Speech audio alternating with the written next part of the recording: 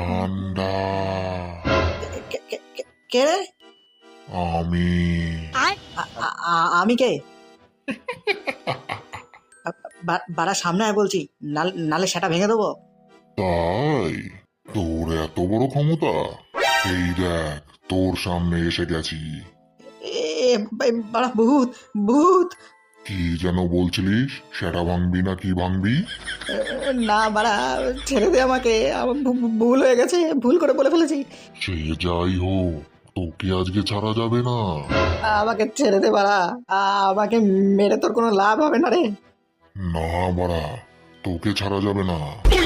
বেঁচে থাকতে আমার পোদ মারার বিশাল শখ ছিল, কিন্তু অনেক চেষ্টা করেও মারতে পারিনি। কিন্তু এবার ভূত হয়ে সবার পোদ মারবো বাড়া, আর শুরু করব তোকে দিয়ে। না না।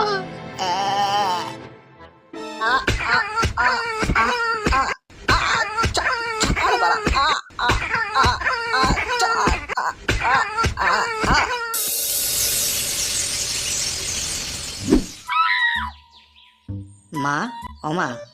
হ্যাঁ বল। আরে এত সকালে উঠে গেছিস? হ্যাঁ ওই আর কি, ঝন্টু চেম্বার খুলছে, ওকে একটু সাহায্য করে দেবো আর কি। বাহ, এ তো খুব ভালো কথা। যা, দুটো পয়সা রোজগার করে তোর বাবার উপর ছিটিয়ে দিস, আমার মনে শান্তি হবে। সে কি আর বলতে, বলছি 100 টাকা দেবে মা?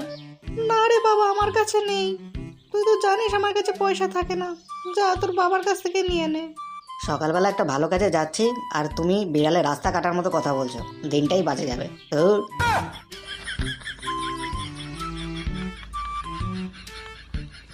হ্যাঁ গো খেচা, চা এখন দেবো না পরে দেবো? দিবি বলছিস? দে তাহলে। পকাই ঝন্টু ওরা আসবে না? ওদের সাথে চা খাবে না? না, ওরা আসবে না। কেন, ওদের আবার কি হলো? নতুন ব্যবসা খুলেছে না, তা এখন খুব ব্যস্ত। এখন কি লেওরা চা খেতে আসবে আর? কিসের ব্যবসা খুলেছে? দেহ ব্যবসা। দেহ ব্যবসা মানে? ওই আর কি, লোকের দেহ দেখে পয়সা নেওয়া। এটা আবার কেমন ধরনের ব্যবসা? তোকে অত বুঝতে হবে না, তুই চাটা দে। হ্যাঁ হ্যাঁ, দিচ্ছি দিচ্ছি। বারা ডান্ডাটা গেল কোথায়? মালটা তো আসার কথা ছিল।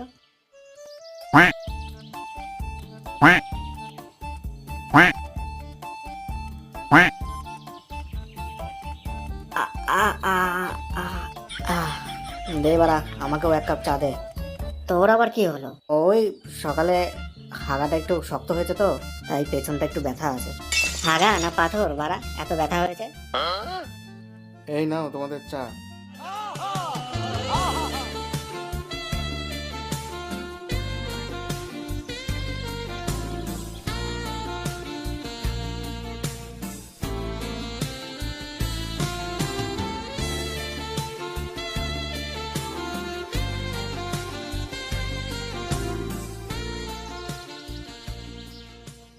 বাবা, এই কোন খানকির ছেলে রে? ও বাড়া তুই, তা কি মতলব তোর? তুমি এখানে কি করছিলে? হ্যাঁ, বাগান দেখছিলাম, তাতে তোর কি? বাগান দেখছিলে নাকি বাগানে চারা পোতার চেষ্টা করছিলে? শুয়োরে বাচ্চা, তোর মুখে অনেক বড় বড় কথা ফুটেছে দেখছি। তুমি এখানে দাঁড়িয়ে বড় করতে পারবে আর আমি বললেই দোষ? ঢ্যামনা, তুই এখানে কি করতে এসেছিস? 100 টাকা দাও, লাগবে। কোনো টাকা পয়সা দিতে পারবো না, আমার কাছে টাকা নেই, ভাগ এখান থেকে। তাহলে তুমি দেবে না, তাই তো? না দেবো না, কি করবি? দেবে না তো ঠিক আছে, যা দেখলাম মাকে গিয়ে একদম অক্ষরে অক্ষরে সব বলে দিচ্ছি, তারপর দেখো কি করবে তুমি। দাঁড়া। কি হলো, ফেটে গেল তো? শালা পড়বি তো পর, এই ঢ্যামনার সামনেই পড়লাম। কি হলো, দেবে নাকি যাবো? দিচ্ছি, এই নে।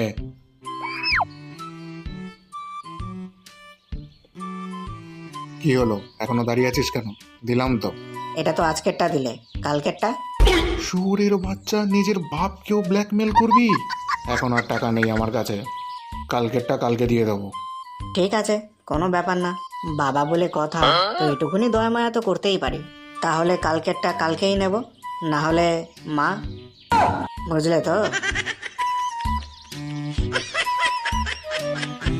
দাঁড়া শুয়োরের বাচ্চা, তোর সেটা আমি ভাঙছি।